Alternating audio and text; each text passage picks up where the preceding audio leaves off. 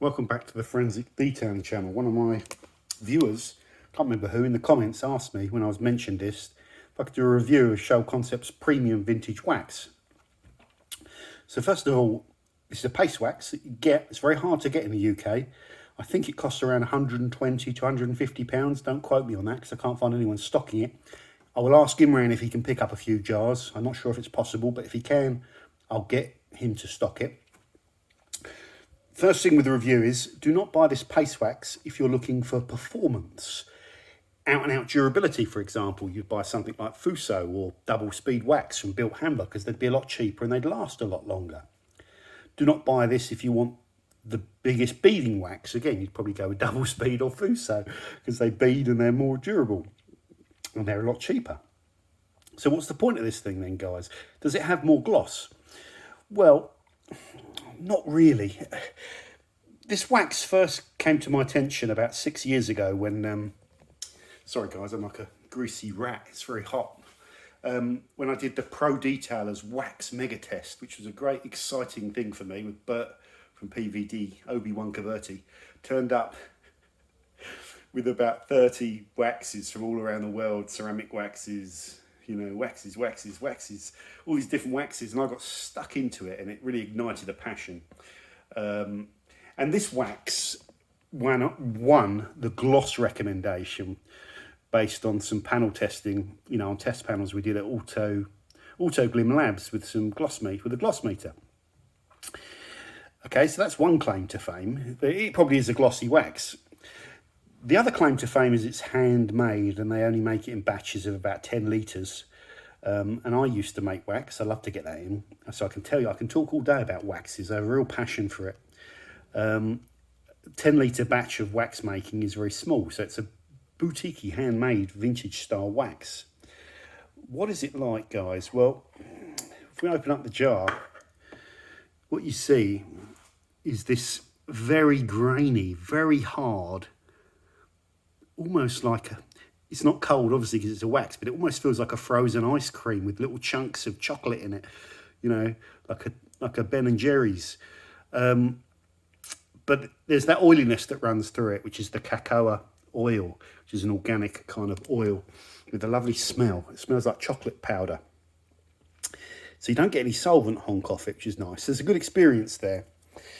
Now, the other thing claim to fame with this wax is I believe it's just pure carnauba, nothing else. It reminds me of the old waxes the surfboarders used to use to put on their surfboards to keep the water off so they could stick to the surfboard a bit better. An example over here is another real high-end wax from Zymol, which are lovely. One of my patrons, Jamie, brought Zymol Concurs round the other day and it's just lovely, really nice. And if I open up this Zymol wax, and this belongs to Imran into detailing, I've got to give it back to him at some point. Probably hard to see on camera, but this is a more balm-like wax where it's not quite so grainy, very oily, so smooth. It's lovely. But I think that probably has some different waxes mixed in there, maybe some coconut oil as well, which can really smooth out and balm, make a wax a bit more balm-like. You know, that's a lovely wax as well, this Zymol Glazier in its own right. We've covered the main thing in the review. Don't buy these high-end waxes because you want performance. Buy them because you're in love with waxes and you love the idea of having some high-end waxes on your shelf. You know, that's really what it's all about. And I'll be probably forking out another 200 quid soon to get some Swiss Wax Best of Show or a Swiss Wax wax because I just want one. That's part of the pleasure of all this detailing stuff. Right, let's get this onto the car then, guys. So let's take it. It comes in a glass jar as well, which is always nice. It's better than the kind of, is it glass? Yeah, that's glass rather than the tin. But don't drop it. Or is that heavy? No, it's plastic. That's plastic. Heavy plastic, whatever it is. Maybe, I don't know, don't quote me on that. Feels kind of heavy, but probably plastic, maybe some glass in it, who knows. Now let's get our microfiber, sponge. Always use a sponge with a wax, a sponge applicator. So we've got a fresh one here. This is a Built Hamber one, actually. It's a good applicator. And that's gonna, have we got a smaller one? be really professional. That's clean enough. That's probably a better size match, isn't it? So, okay guys, I'm back. I just wiped the panel down one time to get rid of some of the fluff on it. So let's pick up some of this stuff in the bottle. So we've got a good amount of wax there. You know, you always tend to get told to use tiny amounts, but we're using a good amount here. It's quite an oily wax as well, so you haven't got to worry about like any stiff curing of it. Could you apply it by machine? You could, but the polisher won't fit in there. And I think sometimes it's just nice to do it by hand, although it takes a long time. I'm not going to be doing my whole car today. So you can see, it looks like it's getting less, but it's just because you've got the light up there. So it's all the way down here. Nice and easy to spread. No crunchiness, no grippiness. Let's put it over the badge as well. Don't like cake it all around, just a thin layer over the badge so that glosses it up the badge. You know, some people say about going in straight lines and all that. Whatever you want to do, I tend to like to do little circles. We've got a good application there, a good film of it. Just you can't see there with the light. But now, this wax is not going to cure hard because of the amount of oils, but you will get some solvent vape off. So what I'm going to do is just leave it for 5 to 10 minutes, and then you could go and wax your whole car, and then come back, and then it shows us what it's like after it's had a little bit of chance to dry. So I'll be back in a sec. Okay guys, let's buffer off. So we've got a clean microfiber towel with a 4-way fold. Always pinch the open side. And let's get this buffage going.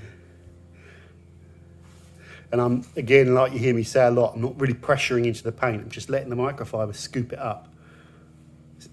It's nice. It's nice to buff. Look, that's nice. Let's go down here. Let's change the angle around where so you can't see the residue so much without the light, but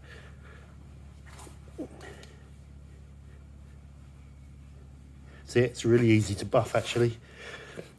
Sometimes it's worth just a flip, isn't it? And then like you're just going over the clean side in case there's any bits left over. But there we go. And you'll go around and do that on the whole car. And it's just old school. It's just old school, isn't it? It's just putting a layer of wax down. And it's really nice, enjoyable thing to do when you love your car. You know, there's nothing better than that feeling when it's all waxed. The wax is set, you know, and then you go out and drive your car and it's like really buzzing. So definitely old school. People are moving away from paste waxes because they want to spray something on there and shine it up. They like SiO2 spray, so do I. Waxes, you know, like I've said before, they can, as you start to get that oil breakdown when the detergents hit it, the wax can go a bit sticky. So sometimes when you then go and apply a detail spray a couple of weeks later when you're washing it, your microfiber can sort of crunch into the paint a little bit. And that people think that's something to do with the products they're using there. Sometimes it can be to do with the protection used. Not all waxes do that though. It depends what's in them, you know, stuff like that. So you've got to be the person that keeps their eye out for all these little things and decides whether you want to go old school or, you know, you might want to go with ceramics. But if I put a ceramic on this, you know, I lose the fun of pampering my car a little bit, you know, shining it up and all that sort of stuff. So it just depends. It depends what you like, doesn't it? It really does. There's no right or wrong with any of this. It's just experimenting.